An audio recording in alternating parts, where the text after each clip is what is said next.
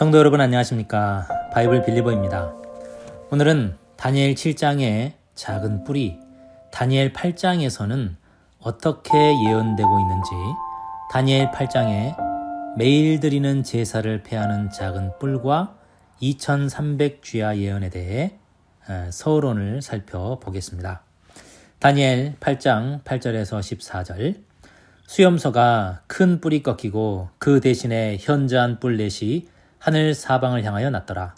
그중 한 뿔에서 또 작은 뿔 하나가 나서 남쪽과 동쪽과 또 영화로운 땅을 향하여 심히 커지더니 그것이 하늘 군대에 미칠 만큼 커져서 그 군대와 별들 중에 몇을 땅에 떨어뜨리고 그것들을 짓밟고 또 스스로 높아져서 군대의 주제를 대적하며 그에게 매일 드리는 제사를 없애버렸고 그의 성소를 헐었으며 그의 악으로 말미암아 백성이 매일 드리는 제사가 넘긴 바 되었고 그것이 또 진리를 땅에 던지며 자의로 행하여 형통하였더라. 내가 들은즉 한 거룩한 이가 말하더니 다른 거룩한 이가 그에게 그 말하는 이에게 묻되 환상에 나타난 바 매일 드리는 제사와 망하게 하는 죄악에 대한 일과 성소와 백성이 내준 바 되며 짓밟힐 일이 어느 때까지 이를꼬 하매 그가 내게 이르되 2300 죄악까지니 그때의 성소가 정결하게 되리라 하였느니라. 다니엘 8장 전반부에서는 수양과 수염소 환상을 통해 메데 페르시아와 그리스에 대한 예언이 있었습니다. 그리고 8절에서 그리스에 대한 예언이 끝나고 9절로 넘어가는데 작은 뿔이 났다고 말씀합니다.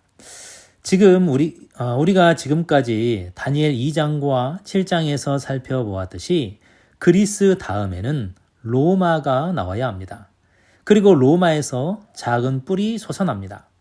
그런데 8장에서는 그리스 다음에 로마와 분열 왕국들이 생략되고 바로 작은 뿔로 넘어갑니다. 그렇다면 로마는 왜 빠졌을까요? 사실 로마는 빠진 것이 아닙니다. 다니엘 8장에서는 로마 제국과 로마 교회를 하나로 보고 작은 뿔로 설명하고 있는 것입니다. 다니엘 8장 8절 9절. 수염소가 큰 뿔이 꺾이고 그 대신에 현저한 뿔 넷이 하늘 사방을 향하여 났더라. 그중 한 뿔에서 또 작은 뿔 하나가 나서 남쪽과 동쪽과 또 영화로운 땅을 향하여 심히 커지더니. 이 말씀을 보면 그중 한 뿔에서, 그러니까 8장 8절에 그리스가 4조각으로 나누어진 4개의 뿔 중 어떤 한 뿔에서처럼 생각이 됩니다. 그중 한 뿔에서라는 말을 히브리어 문법으로 살펴보면 그 메헴이라고 하는 것은 3인칭 남성 복수입니다. 그들이라는 뜻입니다. 그런데 뿔, 쾌렌이라고 하는 것은 여성 단수 명사입니다. 그렇기 때문에 문법상 3인칭 남성 복수형의 그들이 여성 단수 명사인 네 뿔을 받을 수가 없는 겁니다. 9절에 그들은 8절에 나오는 뿔 넷이 하늘 사방을 향하여 났더라 라는 문장 중에서 단수 명사 하늘 사방, 네 방향을 가리키고 있는 것입니다. 이 네 방향으로 번역된 히브리어를 루하흐라고 하는데 숨, 호흡, 바람이라는 뜻을 가지고 있습니다. 영어 성경에는 wind로 번역이 되어 있지요. 맨 끝에 보면 The four winds of heaven, 하늘의 네 바람들이라고 번역이 되어 있습니다. 그래서 그중 한 뿔에서 또 작은 뿔 하나가 일어났다는 것은 먼저 있던 네 나라 중에서 한 나라가 아니라 하늘의 네 방향들 가운데 한 방향에서 작은 뿔이 일어났다는 것입니다. 즉 하늘의 네 방향은 그리스의 네 나라를 상징하니까 작은 뿔은 헬라 제국의 영토 안에서 일어나는 세력이 아니라 헬라 제국의 영토 밖에서 솟아났다는 뜻입니다. 실제로 로마는 표범과 수염소로 상징되는 헬라 제국 속에 있던 땅에서 출현한 것이 아니라 헬라 제국의 서쪽에서 출현해서 영토를 확장해 나갔습니다. 알렉산더는 마케도니아라고 하는 나라의 왕이었습니다. 마케도니아 바로 서쪽에 로마가 보이죠. 알렉산더가 이 대제국을 이루었을 때 로마는 알렉산더가 미처 정복하지 못한 땅이었습니다. 또 9절에서 남쪽과 동쪽과 영화로운 땅을 향하여 커진다고 했습니다. 남쪽, 동쪽 영화로운 땅이 있는 쪽은 작은 뿔이 영토를 확장해 가는 방향이니까 상식적으로 작은 뿔은 남쪽, 동쪽 영화로운 땅이 아닌 곳에서 출현해야 합니다. 남쪽, 동쪽 영화로운 땅이 아닌 방향에서 출현해서 그쪽으로 뻗어나가야 하니까요.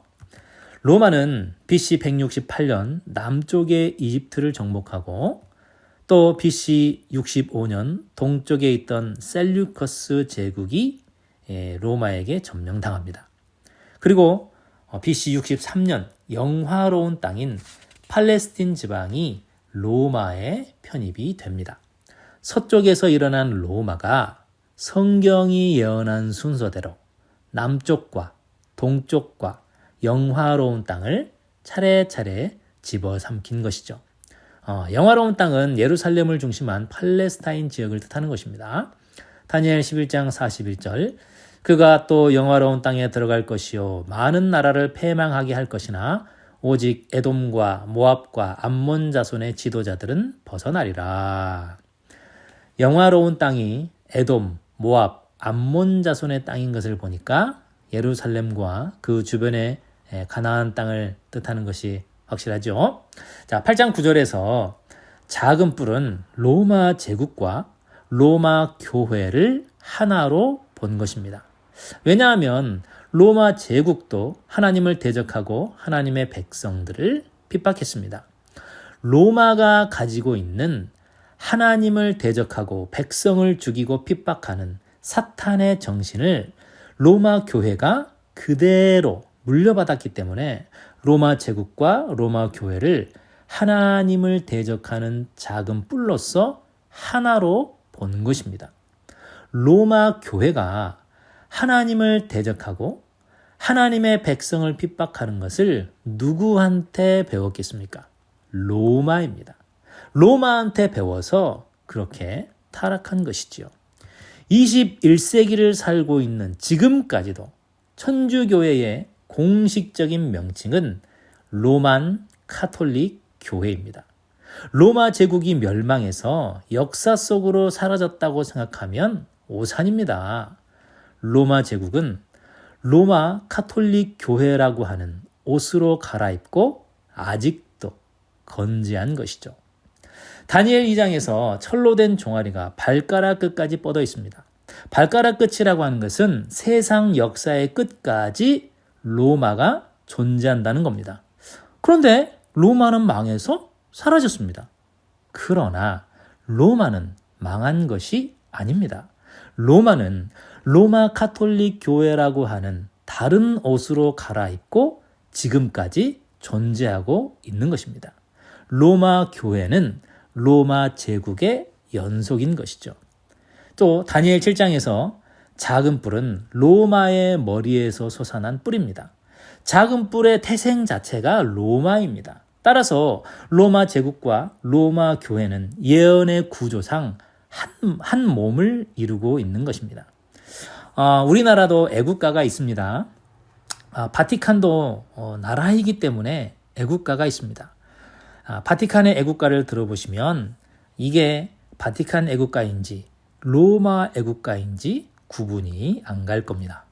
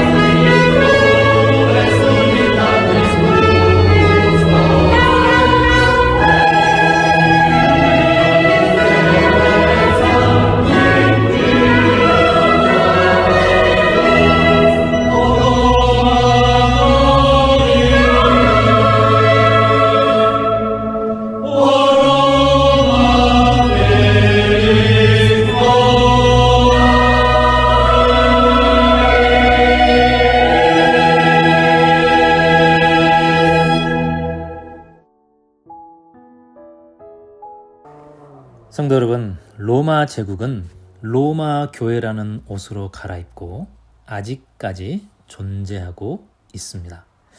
이제 곧 로마가 마지막 때에 짐승의 표 환란으로 다시 한번 성도들을 박해할 날이 멀지 않았습니다.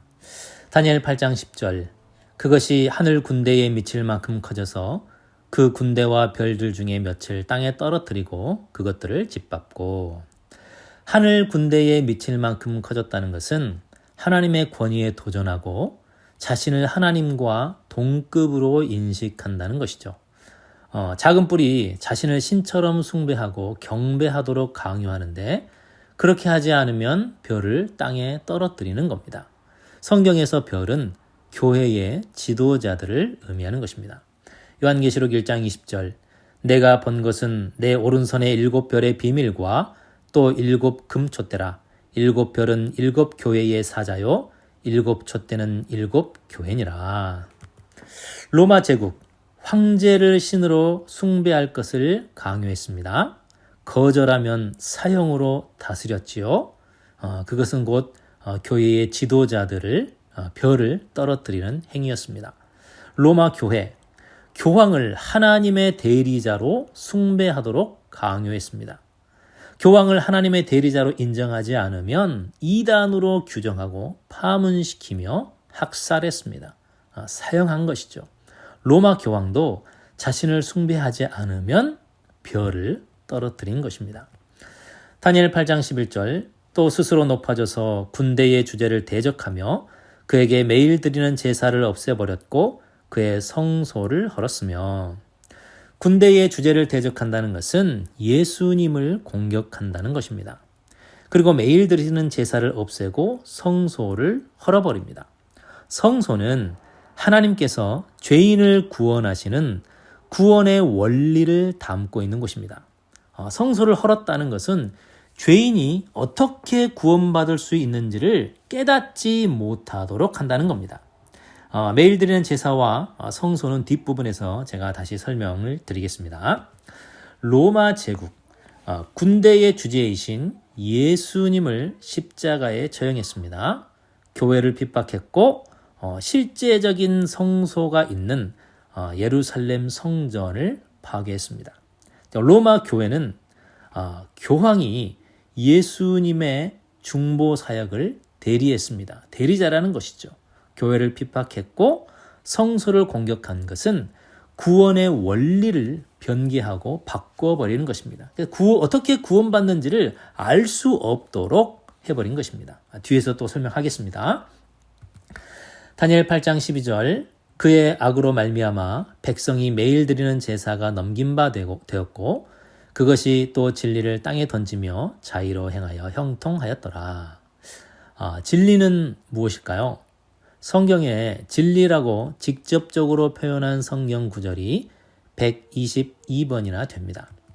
요한복음 17장 17절, 그들을 진리로 거룩하게 하옵소서. 아버지의 말씀은 진리니이다. 첫째는 하나님의 말씀이 진리입니다. 요한복음 14장 6절, 예수께서 이르시되 내가 곧 길이요 진리요 생명이니. 둘째는 예수님이 진리이십니다. 요한복음 16장 13절, 진리의 성령이 오시면 그가 너희를 모든 진리 가운데로 인도하시리니. 셋째는 성령님이 진리입니다. 앞에 나오는 진리는 성령님을 말씀하시는 거고, 진리 가운데 인도한다는 것은 하나님의 말씀으로 인도한다는 것이죠. 신구약 전체에서 진리는 크게 세 가지를 의미합니다. 첫째, 아버지의 말씀, 즉 성경 말씀이 진리입니다. 두 번째는 예수님이 진리이고, 세 번째는 성령님이 진리입니다. 이 중에서 가장 빈도수가 많은 것은 아버지의 말씀, 하나님의 말씀으로서 성경 말씀이 진리라는 표현이 압도적으로 많았습니다. 자, 작은 뿔이 진리를 땅에 던진다는 것은 곧 하나님의 말씀인 성경을 땅에 던진다는 뜻입니다. 성경은 안식일을 거룩히 지키라고 말한다. 그러나 로마 가톨릭 교회는 말하기를 아니다! 나의 신성한 권위로서 안식일을 폐하고 주일 중 첫째 날인 일요일을 거룩하게 지키라고 명하는 바이다. 마지막으로 말하노니 교회 전통은 성경보다 위에 있다고 선포하는 바이다. 우리는 우리의 교리를 전통에 기초한 것이다. 로마 교회의 권위는 성경보다 위에 있습니다. 성경에서 안식일을 지키라고 했어도 교황이 아니다, 안식일 지키지 말고 일요일을 예배일로 바꾸라고 하면 그렇게 하는 겁니다. 성경이 죄라고 해도 교황이 아니다라고 하면 아닌 겁니다. 성경을 바꿔서라도 교황의 권위를 세워주는 교회가 로마 카톨릭 교회입니다. 현재 프란치스코 교황은 동성애도 하나님이 창조하신 것이라고 얘기했습니다. 동성애는 죄가 아니라는 거죠. 그러나 성경은 동성애를 죄라고 말씀합니다. 그러면 성경에 가르치는 가르침에 어긋나는 교황의 이 발언에 대해 카톨릭의 사제들이나 신도들이 성경을 펼쳐서 교황에게 한마디 충고라도 해야 되지 않겠습니까? 하나님의 말씀인 성경이 죄라고 하는 것을 아무리 교황이라고 해도 그렇지 성경의 가르침을 무시하면 되겠습니까? 하고 말이죠. 그러나 카톨릭 교회는 그렇게 하지 않습니다. 왜일까요? 교황은 하나님의 대리자로서 교황이 하는 말이 곧 하나님의 말씀이기 때문입니다. 성경이 죄라고 해도 교황이 괜찮다고 하면 괜찮은 겁니다. 성경을 마음대로 바꿔버립니다. 진리의 기준을 성경에 두는 것이 아니라 각 시대의 교황의 도덕적, 윤리적 판단에 맡기는 것입니다. 진리를 땅에 던진다는 것은 성경의 권위 위에 서서 성경을 자기 마음대로 8장 12절의 표현을 빌리면 성경의 진리를 땅에 던지며 자의로 행하여 형통하였더라. 성경을 자기 마음대로 해석하고 자기 마음대로 바꿔버리는데도 일이 술술 잘 풀렸다는 겁니다. 그러니 로마 교회가 성경을 땅에 던지는 일이 뭐가 두렵겠습니까? 성경을 바꾸면 교회가 오히려 더 잘 되고 교황의 권위가 더 높아지는데 말입니다. 그리고 교황은 하나님의 대리자이며 예수 그리스도의 대리자입니다. 그 자신이 곧 신으로서 추앙받고 경배받고 있는 것입니다. 자, 노래 하나를 더 들려드리겠습니다. 이 노래가 누구를 찬양하는지 스스로 판단해 보시기 바랍니다.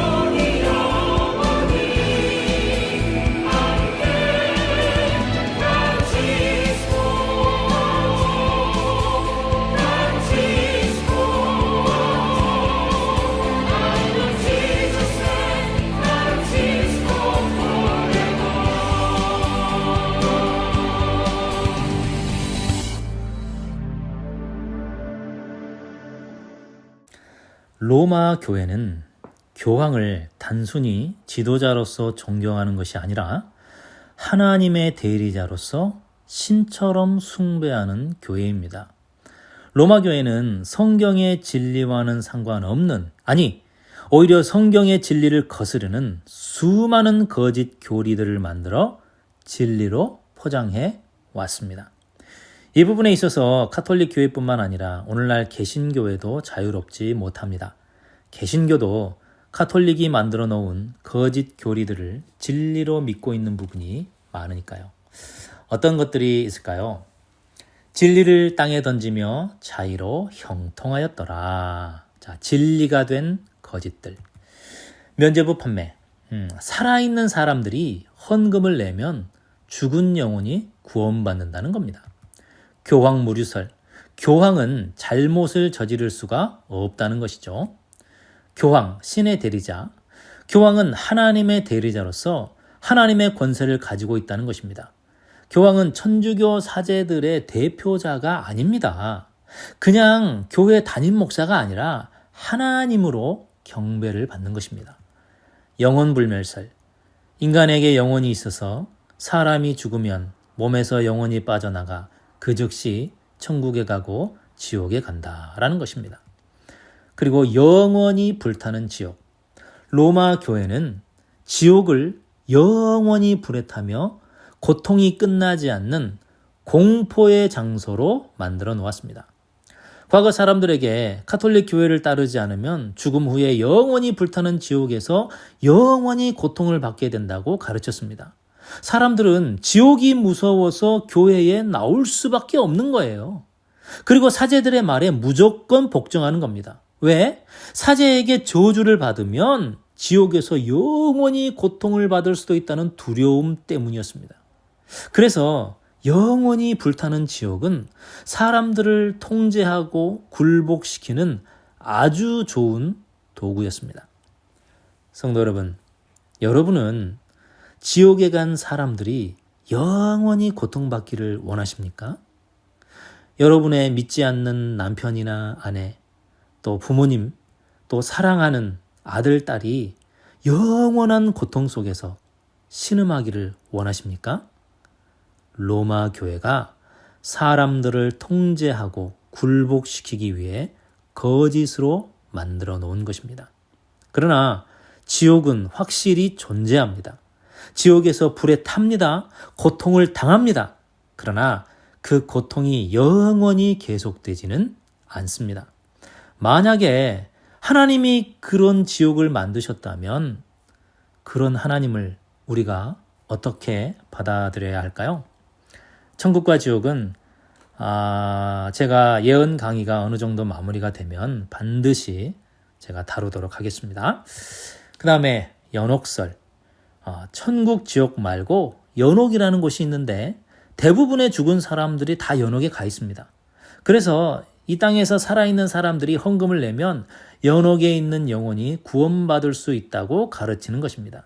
그러니까 연옥은 사람이 죽은 후에도 구원받을 수 있는 기회가 한 번 더 있다고 가르치는 곳입니다.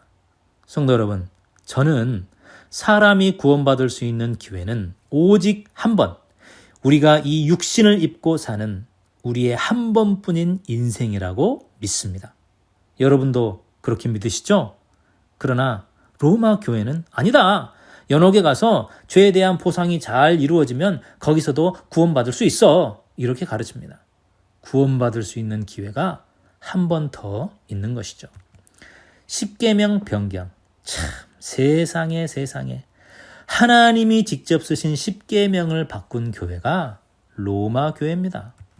그리고 성모 마리아 숭배, 성상 숭배, 이건 우상 숭배죠. 또 죽은 성자 숭배, 일요일 예배. 하나님은 안식일에 예배하라고 말씀하셨습니다. 일요일 예배는요, 로마 교회의 작품입니다. 그리고 고해성사, 교회의 권위는 성경 위에 있다. 그리고 성경 73권, 구약 46, 신약 27. 개신교와 성경이 다릅니다. 개신교에서 외경이라고 하는 성경을 가톨릭에서는 정경으로 들어와서 성경 자체가 다릅니다. 이런 교리들은 성소에 나타난 하나님께서 인간을 구원하시는 구원의 원리를 파괴하는 겁니다.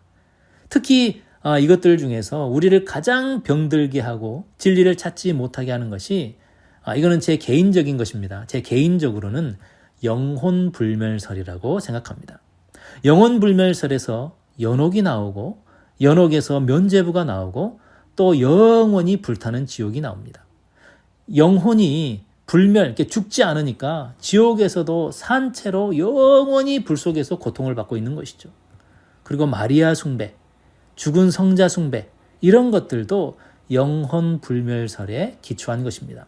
모든 죽은 사람들의 영혼이 지금 다 살아있다고 믿으니까요. 가톨릭 교회의 대부분의 교리는 이 영혼불멸설이라고 하는 기초 위에 만들어진 것입니다. 영혼불멸설이 얼마나 비성경적인 것인지를 알리고 싶어서 제가 바이블 빌리버를 시작하게 된 것입니다. 영혼불멸설에 대한 강의는 바이블 빌리버 채널에 3개의 강의가 올라와 있습니다. 이 3 강의를 아직 보지 못하신 분들은 꼭 보시기를 추천드립니다. 자, 지금까지 10절부터 12절까지를 살펴보았습니다. 그런데 오늘 본문의 핵심은 13절과 14절입니다. 다니엘 8장 13, 14절 내가 들은즉 한 거룩한 이가 말하더니 다른 거룩한 이가 그 말하는 이에게 묻되 환상에 나타난 바 매일 드리는 제사와 망하게 하는 죄악에 대한 일과 성소와 백성이 내준 바 되며 짓밟힐 일이 어느 때까지 이를꼬 하매 그가 내게 이르되 2300 죄악까지니 그때의 성소가 정결하게 되리라 하였느니라. 오늘 본문 전체를 보시면 13절은 9절에서 12절의 내용을 한 절로 요약해 놓은 것입니다. 그러니까 뿔이 하나 있는데 하늘 군대에 미칠 만큼 커지고 별을 떨어뜨리고 스스로 높아져서 하나님을 대적하고 제사를 없애고 진리를 땅에 던지고 형통했습니다. 그리고 13절에서 환상에 나타난 바 바로 9절부터 12절까지의 내용을 언급하면서 한 문장으로 요약하고 있는 것이죠. 그러니까 우리는 이 13절을 집중해서 살펴보면 되는 겁니다. 자, 그리고 14절은 13절의 질문에 대한 답변입니다. 13절이 하나님이 정해 놓으신 어떤 사건이고 그 사건을 허락하시는 기간이 어느 때까지 이를꼬 하고 질문을 했는데 그 대답으로 주어진 것이 2300 주야까지니 그때의 성소가 정결하게 된다는 겁니다.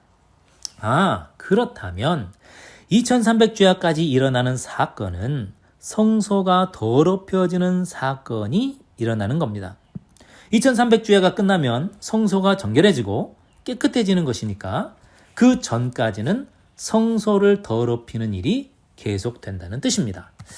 자, 2300 주야까지 하나님께서 작은 뿔에게 허락하시는 사건은 크게 3가지입니다. 1. 매일 드리는 제사를 없애는 일. 2. 망하게 하는 죄악에 대한 일. 이것은 진리를 땅에 던지는 일입니다. 그리고 3. 성소와 백성이 내준 바 되어 짓밟히는 일. 이 3가지의 사건을 2300 주야까지 허락하시는 것입니다. 악인들이 악을 행하는 일도 하나님의 주권 아래에 있는 것이죠. 자, 2번과 3번은 제가 살펴보았기 때문에 자, 매일 드리는 제사를 없애는 것이 무엇인지에 대해서 살펴보겠습니다. 출애굽기 29장 35에서 46절 아론과 그 아들들에게 이랫동안 위임식을 행하되 매일 수송아지 하나로 속죄하기 위하여 속죄제를 드리며 내가 제단 위에 드릴 것은 이러하니라. 매일 1년 된 어린 양 2마리니 한 어린 양은 아침에 드리고 한 어린 양은 저녁 때에 드릴지며 이는 너희가 대대로 여호와 앞 회막문에서 늘 드릴 번제라. 내가 거기서 너희와 만나고 내게 말하리라. 내가 거기서 이스라엘 자손을 만나리니 아론과 그 아들들도 거룩하게 하여 내게 제사장 직분을 행하게 하며 내가 이스라엘 자손 중에 거하여 그들의 하나님이 되리니. 36절의 수송아지로 속죄제를 드리는 것은 아론의 대제사장 위임식이 진행되는 7일 동안 매일 수송아지로 속죄제를 드리라는 것입니다. 그리고 38절부터는 이제 대제사장으로 위임을 받은 아론과 그 아들들이 제사장으로서 매일 아침과 저녁에 어린 양을 번제로 드리라는 겁니다. 그리고 이 제사의 속성은 속죄제입니다. 이 매일 드리는 제사를 통해 하나님께서 약속하시는 것이 42, 43절에서 내가 너희와 만나주겠다는 겁니다. 죄인이 하나님을 만나는 영광을 매일 드리는 제사를 통해 이루어주는 것이죠. 매일 드리는 이 제사가 속죄제이기 때문에 죄가 속죄되었기 때문에 하나님께서 죄가 속죄된 죄인들을 만나실 수 있는 겁니다. 그리고 하나님이 아론과 그 아들들을 매일 드리는 제사를 통해 만나는으로써 이스라엘 백성 앞에서 제사장 직분을 행할 수 있는 특권을 누리게 된다는 겁니다. 자, 매일 드리는 제사를 통해 주시는 하나님의 약속, 세 가지의 약속이 있습니다. 1. 매일 드리는 제사를 통해 하나님께서 이스라엘 자손을 만나주신다. 2. 매일 드리는 제사를 통해 아론과 그 아들들이 하나님 앞에 제사장 직분을 행할 수 있게 된다. 3. 매일 드리는 제사를 통해 하나님이 이스라엘 자손 중에 거하며 그들의 하나님이 되신다. 다니엘 8장은 작은 뿔이 매일 드리는 제사를 없앤다고 했습니다. 이 매일 드리는 제사를 없애버리면 어떤 일이 생기게 될까요? 이 제사는 속죄 제사이기 때문에 백성들이 죄 문제를 해결하지 못하게 되는 것이죠. 그렇게 되면 죄를 가진 죄인이 거룩하신 하나님을 만날 수 없게 되는 겁니다. 하나님과 교제가 끊어지는 것이죠. 자, 매일 드리는 제사를 없앤다는 것은 백성들의 죄가 사해지지 못하게 하는 것이고, 그렇게 함으로써 제사장의 직분을 수행하지 못하게 하는 것입니다. 베드로전서 2장 9절 10절 너희는 택하신 족속이요 왕같은 제사장들이요 거룩한 나라요 그의 소유가 된 백성이니 너희가 전에는 백성이 아니더니 이제는 하나님의 백성이요. 십자가 이전의 제사장 직분은 아론의 자손들에게 한정되어 있었습니다. 그런 제사장 직분이 십자가 이후 모든 성도들에게 주어졌습니다. 전에는 백성이 아니더니 지금은 하나님의 소유된 백성이 되었습니다.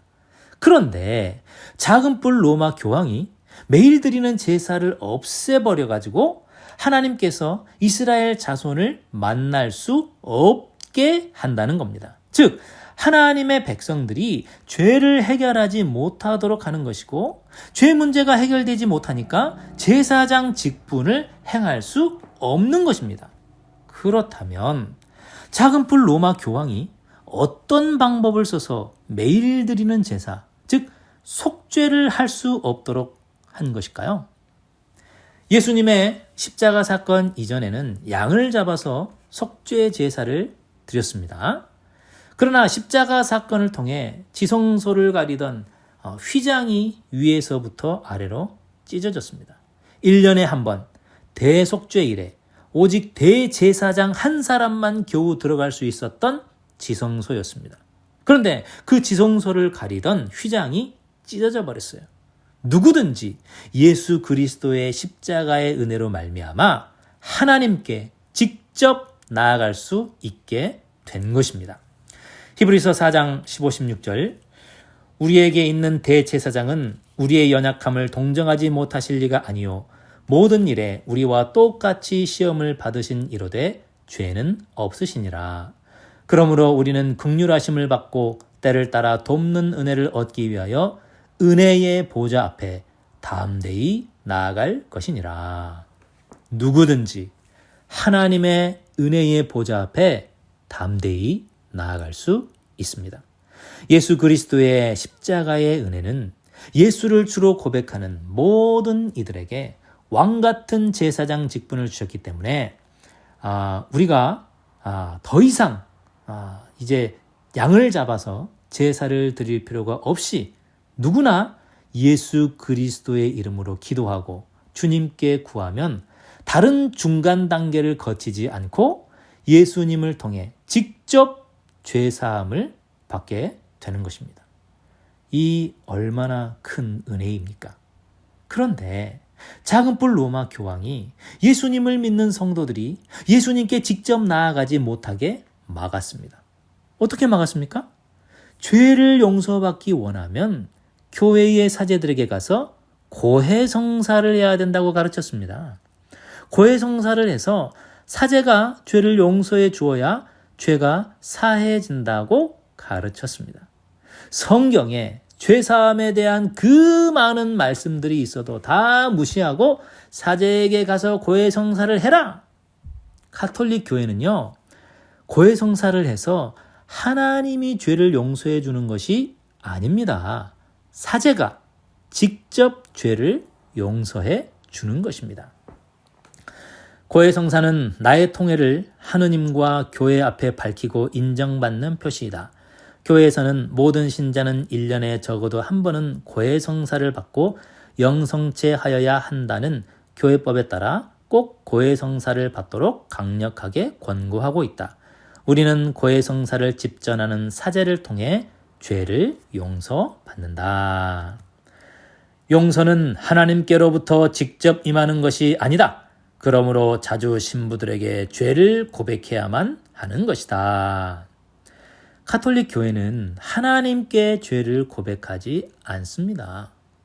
하나님께 죄를 고백해 봐야 하나님은 죄를 용서해 줄 권한이 없습니다. 예수님께서 죄 문제를 해결하시기 위해 육신을 입고 이 땅에 오셨고 십자가를 통해 죄 문제를 해결하셨습니다. 그런데 죄인이 죄를 해결하기 위해서 십자가의 예수님께 나아가는 것이 아니라 교황에게, 사제에게 나아가도록 만든 교회가 로마 가톨릭 교회입니다. 하느님 자신도 신부들이 용서해 주거나 용서하기를 거절하는 판단에 따라서 행하시며 신부들의 선언이 선재한 후에야 하느님께서 그것에 의해 판단하신다. 하나님이 누군가의 죄를 용서하려면 가톨릭 사제들의 결재를 받고 눈치를 보면서 용서할 수 있게 만든 교회가 가톨릭 교회입니다. 작은 뿔이 매일 드리는 제사를 없애고 왕 같은 제사장 직분을 수행하지 못하도록 막는 일이 아닐까요? 죄가 해결되어야 하나님께서 죄인들의 하나님이 되실 수 있는데 그 자리를 교황이 차지하게 된 것이죠. 다니엘 8장 11절 13절 그에게 매일 드리는 제사를 없애버렸고 그의 성소를 헐었으며 그의 악으로 말미암아 백성이 매일 드리는 제사가 넘긴 바 되었고 매일 드리는 제사와 성소와 백성이 짓밟힐 일이 어느 때까지 이를꼬 하매 11장 31절 매일 드리는 제사를 폐하며 멸망케 하는 가증한 것을 세울 것이며 12장 11절 매일 드리는 제사를 폐하며 멸망하게 할 가증한 것을 세울 때부터 다니엘서에만 매일 드리는 제사를 폐한다는 이야기가 5번이나 언급이 되고 있습니다. 하나님께서 매일 드리는 제사가 폐해지는 일이 얼마나 마음 아프고 안타까우셨으면 5번이나 말씀하시면서 한탄하고 계실까요? 작은 뿔이 매일 드리는 제사를 없애버렸어. 작은 뿔이 성소를 헐어버렸다고 하시면서 말입니다. 히브리서 7장 예수는 영원히 계심으로 그 제사장 직분도 갈리지 아니하느니라. 그는 저 대제사장들이 먼저 자기 죄를 위하고 다음에 백성의 죄를 위하여 날마다 제사 드리는 것과 같이 할 필요가 없으니 이는 그가 단번에 자기를 드려 이루셨음이니라. 성도 여러분, 우리 주 예수께서 십자가에서 단번에 자기를 드리심으로써 영원 무궁토록 우리의 대제사장이 되셨습니다. 누구든지 영원한 대제사장이신 예수 그리스도에게 나아가 죄를 자백하면 우리의 죄가 주홍 같을지라도 눈과 같이 희어질 것이고 진홍같이 붉을지라도 양털같이 희게 되는 것을 저는 믿습니다. 고린도전서 3장 16, 17절 너희는 너희가 하나님의 성전인 것과 하나님의 성령이 너희 안에 계시는 것을 알지 못하느냐. 하나님의 성전은 거룩하니 너희도 그러하니라. 성도 여러분, 우리가 하나님의 성전됨을 믿으십시오. 우리가 하나님의 성전이기 때문에 우리 자신이 왕같은 제사장으로서 우리 안에 거하시는 하나님의 임재를 직접 경험할 수 있는 것입니다. 이 성전에 하나님께서 매일매일 임재하실 수 있도록 항상 깨끗하고 정결하게 살아가시기를 힘쓰시기 바랍니다. 다니엘 8장 14절 그가 내게 이르되 2300주야까지니 그때에 성소가 정결하게 되리라. 작은 뿔이 성소를 더럽히는 일을 2300주야까지 한다고 했는데 성소는 무엇이고 2300주야까지는 언제까지를 의미하는 것일까요? 또 2300주야가 끝나면 성소가 정결하게 된다는 것은 무슨 뜻일까요? 2300주야 예언을 해석하기 위해서는 세 가지의 기본 지식이 필요합니다. 1. 성소가 정결하게 된다는 의미. 2. 2300주야의 기간. 3. 예루살렘 성전은 오래전 파괴되었는데 정결하게 되어야 하는 성소는 어느 성소를 가리키는 것인가? 성소 안에는 지성소가 있는데 성소와 지성소를 구분하는 것이 예수님이 십자가에서 숨을 거두셨을 때 위로부터 아래로 찢어진 지성소의 휘장입니다. 이 휘장을 경계로 휘장 안쪽은 지성소이고 바깥쪽은 성소이죠. 성소 바깥 뜰에는 번제단과 물두멍이 있고 안쪽에는 등잔대, 떡상, 분향단, 또 금으로 만든 기명, 그릇이죠. 이런 것들이 있습니다. 성소의 기구들은 죄인을 구원하는 구원의 원리와 방법을 상징하고 있습니다. 성소에서는 매일 하루에 2번 제사가 있고 매 안식일마다 제사가 있고 또 이스라엘의 중요 절기마다 제사가 치러집니다. 짐승을 죽이는 일은 제물을 가져온 죄인이 직접 죽입니다. 그러면 제사장들이 제사 절차에 따라서 제사를 진행하게 되는 것이죠.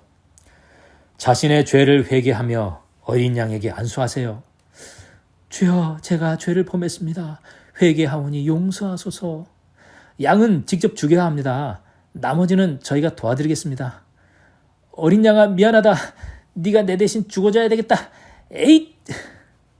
피를 대야에 잘 받게. 그 피는 죄값으로 흘리는 피니까. 이 죄 없는 어린 양의 피는 장차 우리 죄를 위해 오실 메시아가 흘리는 피를 상징합니다. 오 주여, 이 죄인의 죄를 용서하소서. 그 중에서 제일 중요한 것이 제물의 피를 손가락으로 찍어서 제단에 7번 뿌리고 성소와 지성소를 구분하는 휘장에 피를 7번 뿌리는 것입니다. 주여, 죄인을 대신하여 죽은 어린 양의 피를 받으시고 죄인을 용서하소서. 자, 이렇게 성소에서 매일 짐승이 죽어나가고 성소 휘장에 피가 뿌려집니다. 성소의 제사를 통해 죄를 속죄받는 원리는 이렇습니다. 죄인이 자신이 가져온 양에게 안수합니다. 그러면 그 사람의 죄가 양에게로 전가됩니다. 죄가 사람에게서 양에게로 옮겨지는 것이죠. 죄의 싹은 사망이기 때문에 죄를 뒤집어 쓴 양을 잡아 죽입니다. 그러면 죄가 없어질까요? 아닙니다. 죄는 양의 피에 아직 남아 있습니다. 그 양의 피를 성소 휘장에 7번 뿌립니다. 그러면 성소의 휘장이 1년 내내 적게는 하루에 2마리, 안식일이나 절기 때는 하루에도 수십 마리, 수백 마리, 수천 마리의 짐승들의 피로 아주 범벅이 되는 것이죠. 그렇게 죄가 성소의 휘장에 계속 누적이 되어 쌓여가는 것입니다. 여기서 우리가 오해할 수 있는 것은 사람이 양을 잡아 죽이고 피를 뿌렸으면 죄가 완전히 없어지는 줄로 오해합니다. 아닙니다. 죄는 아직 성소의 휘장에 머물러 있는 것입니다. 휘장은 이렇게 1년 동안 계속해서 이스라엘 백성들이 제물로 잡아들인 짐승의 피로 붉게 물들게 됩니다. 이 휘장은 피가 범벅이 된 채로 대속죄일이 되기를 기다립니다. 죄가 사람에게서 양에게로 다시 양에게서 휘장으로 옮겨진 것이지 죄가 사라지고 소멸된 것은 아닙니다. 그러나 죄를 지은 사람은 일단 자기 죄를 자신에게서 떠나가게는 하였기 때문에 일시적으로는 정결해진 것입니다. 자, 그렇게 휘장이 짐승의 피로 붉게 물들고 죄로 가득 채워지면 1년에 한 번 대속죄일에 대제사장이 지성소에 들어가서 속죄제를 드립니다. 그 대속죄일에 지난 1년 동안 휘장에 쌓여있는 죄를 속죄하기 위해서 휘장을 다시 깨끗한 휘장으로 교체합니다. 그럼 피가 묻은 휘장은 어떻게 할까요? 피가 묻어있는 휘장은 진 밖으로 가지고 나가서 불에 태워 없앱니다. 그러면 그 휘장과 함께 짐승들의 피가 불에 타면서 그 피와 함께 백성들의 죄도 불에 타서 소멸되는 것입니다. 이 대속죄일에 휘장을 태우는 예식이 지옥불을 상징하는 것입니다. 이렇게 휘장이 불에 타서 완전히 잿더미가 되면 그때 죄가 완전히 속하게 되는 것이고 피 묻은 휘장을 태워 없애버릴 때 성소가 정결하게 되었다라고 하는 것입니다. 자, 성소가 정결하게 되었다는 말을 하려면 피 묻은 휘장을 완전히 소각해야 합니다. 죄를 불에 태워서 소멸시켜야 하는 것이죠. 자, 죄를 불에 태우는 것은 곧 죄에 대한 심판을 집행한다는 뜻입니다. 이 대속죄일까지 이스라엘 백성들은 지난 1년 동안 자신들의 죄를 속함받아야 합니다. 누구도 예외 없이 예물을 가지고 와서 하나님께 속죄제를 드려야 합니다. 만약에 대속죄일이 끝났는데도 해결하지 못하는 죄가 발견되면 제비를 뽑아서 그 죄 지은 사람이 드러나게 되어 있었습니다. 그렇게 휘장이 태워지면 성소가 정결하게 되고 이스라엘 백성의 모든 죄가 그때 불에 태워져서 속함을 받는 것입니다. 이것이 성소가 정결하게 되었다는 뜻입니다. 자, 그렇다면 2300주야까지니 그때의 성소가 정결하게 되리라고 했는데 2300주야가 끝나면 무슨 일이 일어난다는 뜻일까요? 네, 성소가 정결하게 되기 위해서는 휘장을 태워야 하는데 그 휘장을 태우는 것이 죄에 대한 심판이니까 2300주야가 끝나면 그때부터 심판이 시작된다는 뜻입니다. 아우, 어렵지요. 어렵습니다. 여러분 많이 2300주야가 어렵습니다. 성경에서 가장 어려운 해석 중에 하나입니다. 자, 그러나 여러분 지금 여기까지 잘 따라오고 계십니다.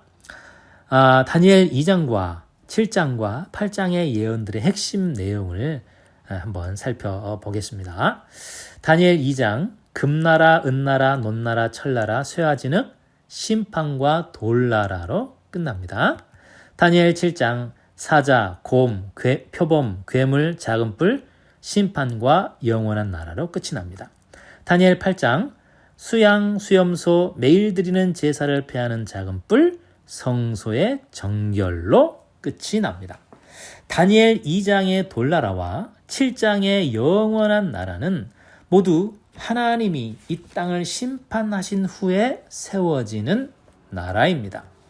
다니엘 2장 44절, 이 여러 왕들의 시대에 하늘의 하나님이 한 나라를 세우시리니 이것은 영원히 망하지도 아니할 것이요 이 모든 나라를 쳐서 멸망시키고 영원히 설 것이라. 다니엘 7장 9절에서 28절, 그러나 심판이 시작되면 그는 권세를 빼앗기고 완전히 멸망할 것이요. 자, 그렇다면 다니엘 8장의 예언도 2장과 7장의 큰 흐름을 벗어나지 않을 겁니다. 2장의 결론은 돌나라로 심판하는 것이고 7장의 결론은 영원한 나라로 심판하는 것입니다. 그렇다면 8장의 결론도 심판과 관련된 어떤 것이라고 볼 수 있겠지요. 다니엘 8장이 말씀하는 2300주야가 끝날 때 성소가 정결하게 되는 심판은 어떤 심판일까요? 그리고 2300주야는 언제부터 언제까지 얼마 동안의 기간을 의미하는 것일까요? 마지막으로 그 성소는 지금 어디에 있을까요?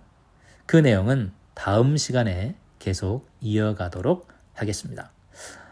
오늘 내용은 좀 어렵고 복잡했습니다. 그러나 여기까지 인내하시면서 긴 시간 시청해 주셔서 감사합니다. 오늘 강의는 여기서 마치겠습니다. 지금까지 바이블 빌리버였습니다. 감사합니다.